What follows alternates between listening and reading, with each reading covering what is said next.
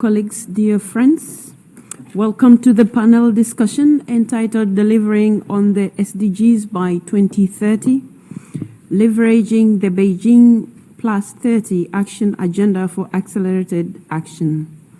It is a great honor to moderate today's session after hearing from the opening remarks from distinguished colleagues who have just left the place. My name is Tulia. I'm the Speaker of the National Assembly of Tanzania, but I also serve as the President of the Interparliamentary Union. So I will be addressing you in both capacities.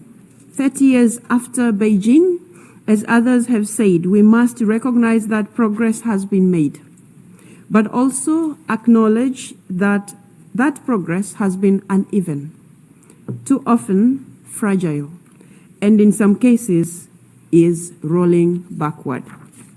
From a parliamentary perspective, since Beijing, women's participation in parliaments has more than doubled, with a global average of 27.2 women in parliament. Yet, we are still far from our goal of reaching parity, 50-50, meaning women and men in parliaments. We are seeing progress per two. And with the resurgence of anti-rights narratives, particularly targeting women and girls, again, women members of parliament and women's rights defenders under attack. Parliamentarians are on the front lines of this reality. Yet, we are the ones who pass laws that can dismantle inequality.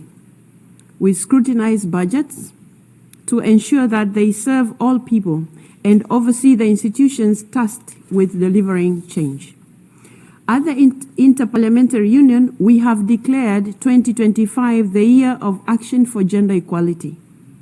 Our Achieving Gender Equality Action by Action campaign is mobilizing parliaments to advance gender equality in governance, in laws, and in practice, and ensuring accountability as well.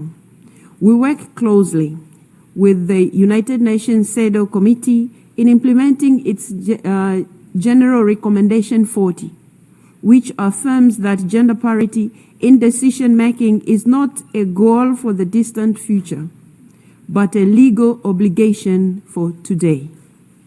Our goal should be to build parity in numbers, parity in influence, and a parity culture across all decision-making spaces and at all levels. Only then can we deliver for women and girls in all their diversity. Global partnerships, as crystallized through Generation Equality Forum, we have shown us what is possible when, across sectors, generations, and regions, we come together with urgency and ambition. In today's panel discussion, I hope we will build on the momentum to keep gender equality front and center in our global agenda and bring to life the vision Beijing set forth, a future defined by full equality, shared power, and enduring justice for women and girls everywhere. The time to act, dear colleagues, dear friends, is now, and the world is watching. So now, as you have seen, we are all set for this panel.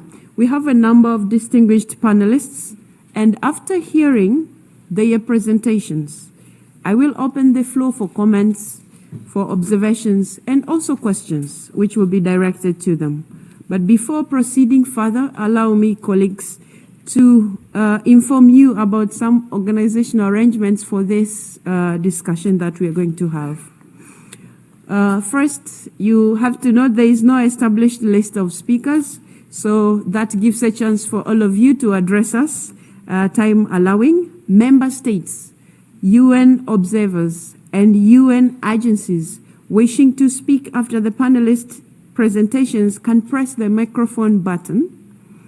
Stakeholders who wish to speak are invited to scan the QR code, which is displayed on the screen now, or you can also use the sheets that are on your tables to register your interest to address us.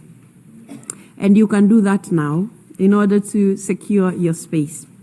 Again, this QR code is only for stakeholders.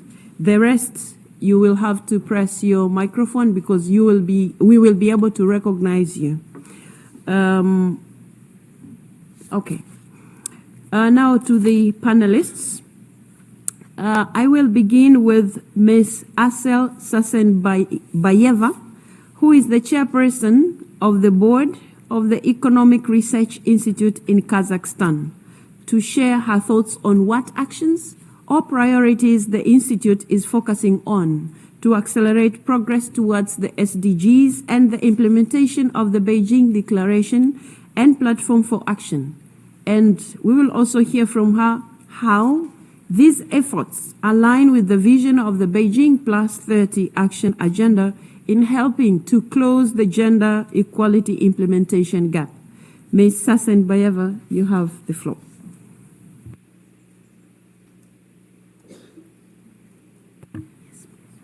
Thank you, Ms. Tulia Aksen.